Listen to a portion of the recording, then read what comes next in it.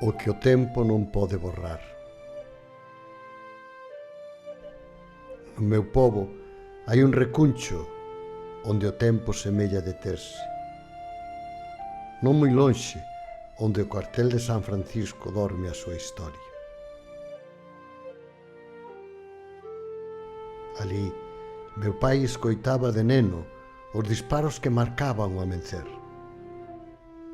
Eran as balas do silencio, as que ninguén quería oír, pero que todos sabían contar. A guerra, ca súa cruel puntualidade, espertaba o día coa morte. Despois, cando a pólvora se converteu en festa, el levábame da man para ver os fogos do Corpus.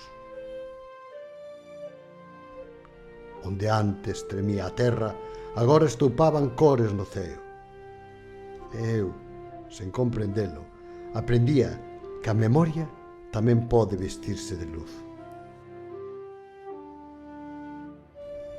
Hoxe, a miña casa habita ese mesmo lugar.